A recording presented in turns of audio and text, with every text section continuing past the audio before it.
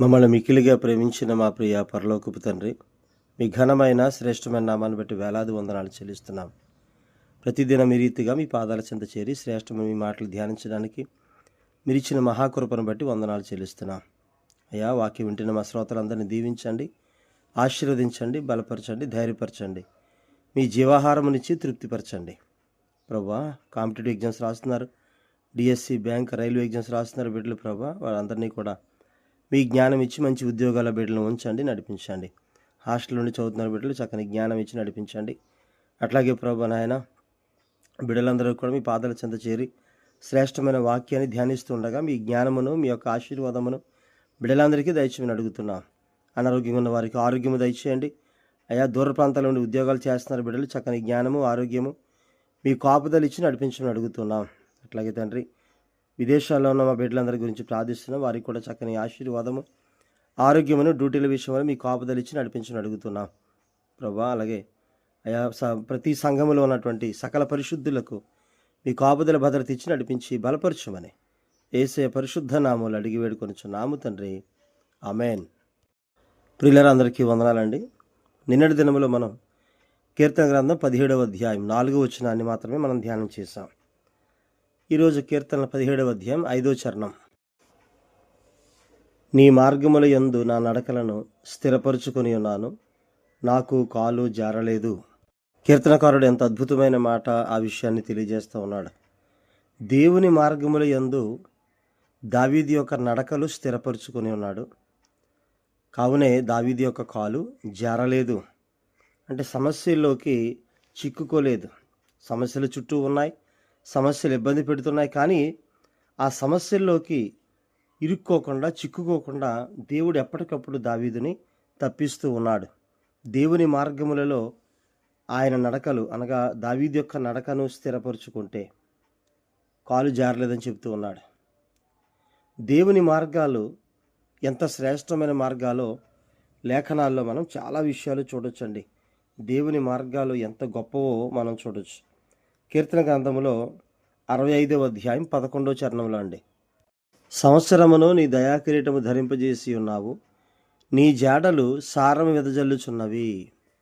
దేవుని మార్గములు లేదా దేవుని జాడలు అంటే దేవుని యొక్క జీవితం లేదా ప్రభువైన క్రీస్తు వారి యొక్క ఆయన జీవించిన జీవితం, ఆయన ప్రవర్తించిన ప్రవర్తన విధానం, ఆయన బోధించినటువంటి బోధన పద్ధతి, ఎలా నడవాలో అంటే జీవితంలో ఎలా ప్రవర్తించాలో చెప్పిన విషయాల్లో ఆయన అంటున్నాడు కదా, నీ జాడలు సారము వెదజల్లుచున్నవి. ప్రియులారా, దేవుని జాడలు, ఆ జాడల్లో, ఆ మార్గాల్లో ఆయన జీవించిన జీవితంలో సారం ఉన్నదంటండి. సారము వెదజల్లుచున్నది. సారము అంటే ఫెర్టైల్ సాయిల్ అంటే ఫలభరితమైనటువంటి నేల అనేటువంటి విషయాన్ని మనం చూస్తాం. ఆ విషయాల్లో వాటి గురించి మాట్లాడుతూ ఉంటాం. అంటే సారవంతమైన నేల ఎలా ఒక మొక్కని వృద్ధిలోకి తీసుకురావడానికి అన్ని రకాల పోషకాలను అందిస్తుందో, ఆయన జాడలు కూడా సారం వెదజల్లుచున్నవి.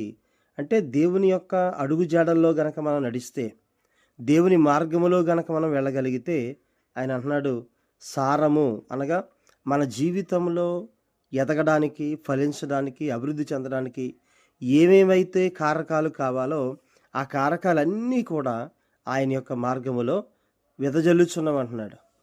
కాబట్టి అందుకనే కీర్తనకారుడు ఈ మాట చెప్తున్నాడు, నీ మార్గముల యందు అయ్యా నా యొక్క నడకలను నేను స్థిరపరుచుకున్నాను. మరి మన జీవితం ఎట్లా ఉందండి? మన జీవితాన్ని మనం పరిశీలించుకుంటున్నామా? ప్రార్థన చేస్తున్నాడు కీర్తనకారుడు అనేక చోట్ల. 119, 133 అండి. నీ వాక్యమును బట్టి నా అడుగులు స్థిరపరచుము, ఏ పాపమును నన్ను ఏలనీయకుము. దేవుని వాక్యాన్ని బట్టి అడుగులు స్థిరపరచుము అని కీర్తనకారుడు తెలియజేస్తూ ఉన్నాడు. కాబట్టి ఆయన వాక్యాన్ని జాగ్రత్తగా చూసుకోవడం, ఆయన మార్గములంటే ఆయన వాక్యం జీవితమే. ఆయన ఈ లోకంలో జీవించి ఉండగా ఆయన బోధించినటువంటి మార్గమే. ఎట్లా ఉండాలి, ఎట్లా నడుచుకోవాలి, ఎట్లా ప్రవర్తించాలి, ఎట్లా మాట్లాడాలి, ఎట్లాగా ప్రవర్తించిన ప్రవర్తన విధానంలోని విషయాలన్నీ కూడా ఆయన మనకి బోధించారు. వాటన్నిటి విషయమై కీర్తనకారుడు ఆ మాట చెప్తూ ఉన్నాడు. ఆయన మార్గములలో ఆ యొక్క నడక స్థిరపరుచుకుంటే కాలు జారలేదని చెప్తూ ఉన్నాడు. కీర్తనలు 37:5లో ఈ మాట మనం చూడొచ్చండి. నీ మార్గము యెహోవాకు అప్పగింపుము, నీవు ఆయనను నమ్ముకొనుము, ఆయన నీ కార్యము నెరవేర్చును. మన మార్గాన్ని దేవునికి అప్పగిస్తే ఖచ్చితంగా ఆయన మన కార్యాన్ని నెరవేరుస్తారు. మనం ఏ మార్గంలో వెళ్ళాలో, ఎట్లా వెళ్ళాలో అవన్నీ కూడా దేవుని వాక్యములో రాయబడ్డాయి. దేవుని వాక్యములో దేవుడు మనకు బోధించాడు అనేక సార్లు. కాబట్టి ఆయన్ని నమ్ముకొని ఆయనకి కనుక మన మార్గం అప్పగిస్తే చాలు, తప్పనిసరిగా ఆయన మన కార్యాలు నెరవేర్చువాడై ఉన్నాడు. అలాగే 77:13 కూడా ఆ మాట మనం చూడొచ్చండి. దేవా, నీ మార్గము పరిశుద్ధమైనది. దేవుని వంటి మహాదేవుడు ఎక్కడున్నాడు? దేవుని మార్గములు ఎట్లాంటివి? ఆ మార్గాలు నమ్ముకోవడానికి కానీ, ఆ మార్గములో పయనించడానికి కానీ ఆయన మార్గాలు ఎట్లాంటివి అంటే, ఒకటి చెప్పుకున్నాం, సారము కలిగినటువంటి మార్గాలు. రెండవది చూస్తున్నాం, పరిశుద్ధమైనటువంటి మార్గము. 77:13 ఆ మాట మనం చూస్తున్నాం. అందుకే 86:11 కీర్తనకారుడు ఈ విధంగా ప్రార్థన చేస్తూ ఉన్నాడు. 86:11 అండి. యెహోవా, నేను నీ సత్యమును అనుసరించి నడుచుకున్నట్లు నీ మార్గమును నాకు బోధింపుము. నీ నామమునకు భయపడినట్లు నా హృదయమునకు ఏకదృష్టి కలుగజేయము. అంటే దేవుని సత్యాన్ని అనుసరించి నడుచుకోవడానికి దేవుని మార్గాలని బోధించు నాకు అని కీర్తనకారుడు ఇక్కడ తెలియజేస్తూ ఉన్నాడు. కాబట్టి ఆయన మార్గాల్లో గనక మనం పయనిస్తే, ప్రకటనలో కూడా ఒక చక్కని మాట మనం చూస్తాం. 15వ అధ్యాయం 3వ వచనంలో ఆయన మార్గాలు ఎట్లాంటివో చూడొచ్చండి. ప్రకటన 15:3, 3-4 వచనాలు కలిపి ఉన్నాయి. వారు, ప్రభువా, దేవా, సర్వాధికారి, నీ క్రియలు ఘనమైనవి, ఆశ్చర్యమైనవి. యుగములకు రాజా, నీ మార్గములు న్యాయములను సత్యములనై ఉన్నవి. దేవుని మార్గాలు న్యాయంగా వెళ్ళేటువంటి మార్గాలు, సత్యమైన మార్గాలు. అందుకనే చాలామంది ఈ మార్గాల్లో పయనిస్తే వారి జీవితాలు బాగుపడుతున్నాయి. దేవుని మార్గములో పయనిస్తే వారి జీవితాలు మంచి స్థితికి చేరుకుంటున్నాయి. దేవుని మార్గములో పయనిస్తే యేసుక్రీస్తు బోధించినటువంటి బోధనా విధానము న్యాయమైనది, సత్యమైనది. అందుకని చాలామంది ఈ మార్గాల్లోకి వచ్చి ఆయన్ని తెలుసుకొని వారి జీవితాన్ని బాగు చేసుకుంటూ ఉన్నారు. కాబట్టి దేవుని మార్గములో పయనిస్తే తప్పనిసరిగా దేవుడు మనకు సహాయము చేయువాడై ఉన్నాడు. మరి మనం ఏం చేయాలి? ఆ మార్గంలో పయనించాలంటే ఏం చేయాలంటే, సామెతలు 3:23 ఒకసారి చూద్దామండి. 1 నుంచి కూడా 21 నుంచి 3:21. నా కుమారుడా, లెస్సైన జ్ఞానమును వివేచనను భద్రము చేసుకొనుము. వాటిని కనుల ఎదుట నుండి తొలగిపోనీయకము. అవి నీకు జీవముగాను నీ మెడకు అలంకారముగాను ఉండును. అప్పుడు నీ మార్గమున నీవు సురక్షితముగా నడిచెదవు. నీ పాదము ఎప్పుడునూ తొట్టిల్లదు. ప్రియులారా, దేవుని వాక్యాన్ని, వాక్య జ్ఞానాన్ని గనక, ఆ లెస్సైన లేదా మంచి జ్ఞానాన్ని, దేవుని వాక్యాన్ని గనక మనం జాగ్రత్తగా భద్రం చేసుకొని నిత్యము గనక వాక్యాన్ని ధ్యానిస్తూ ఉంటే మన పాదాలు అవి జారవు, తుట్రిల్లవు అని చెప్తున్నాడు. మన మార్గంలో మనం సురక్షితంగా పయనిస్తామని చెప్తూ ఉన్నాడు.